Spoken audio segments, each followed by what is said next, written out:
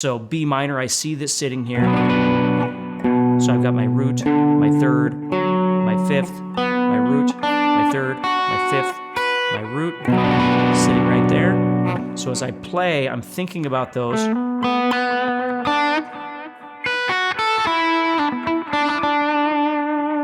Okay, when the E minor comes, I can continue doing everything I'm doing in B minor, but what I chose to do is I start thinking about the E minor chord sitting right there, which is the root, third, the fifth, the root, the third, the fifth, sitting right there. Or I could look at it this way, root, third, fifth, root, third, fifth, because those are the same notes right there. So as I'm playing, I'm thinking more about the B minor tonality, ebb and flow, like I'm talking about, kind of playing quiet and then loud, playing a lot, playing a little, whatever it might be. And then the E minor comes along. And you'll hear me do that half-step bend a lot, like we talked about when we were talking about the bends. I love half-step bends. I think they sound beautiful. And then I'm resolving to the E, the root.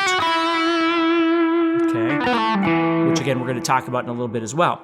So that's what I've got going on here. And then we've got an F sharp that pops up. Let's see, where is that? Let me find that part here.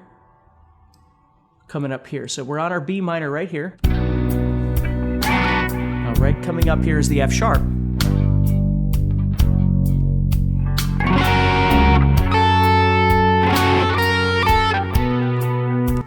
Okay, now what I would do there, I'm not really worried about whether it's an F sharp major or an F sharp minor, but when that comes up, what I'm going to do is maybe head up to F sharp minor pentatonic. So let's see how that sounds. I'm going to go back to where I was. Here we go. Here comes that F sharp.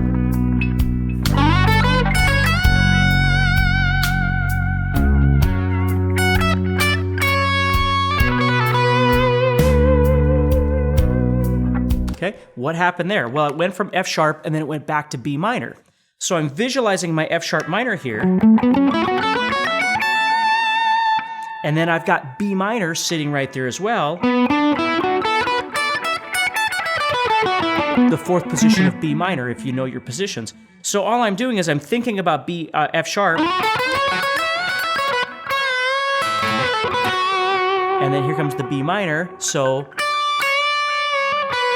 I could do something very similar over the B minor that I did over the E minor.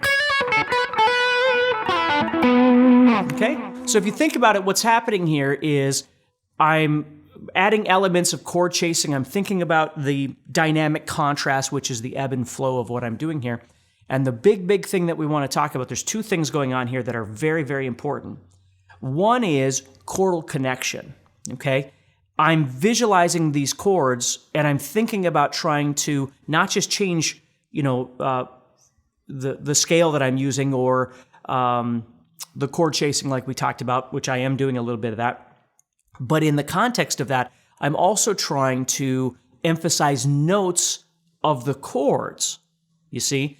Now, this information might come from your theory. Like you might know all the notes on your fretboard, and you know the chord notes, right? The root, the third, the fifth, the seventh, whatever it is that you're doing. And as that's happening, you're responding to that. If you're like a lot of people, you might not be able to do that in real time if we're actually improvising. So what works really well is learning how to visualize these on your fretboard. So it requires some chordal memorization, right? Being able to see your chords in different places across the guitar.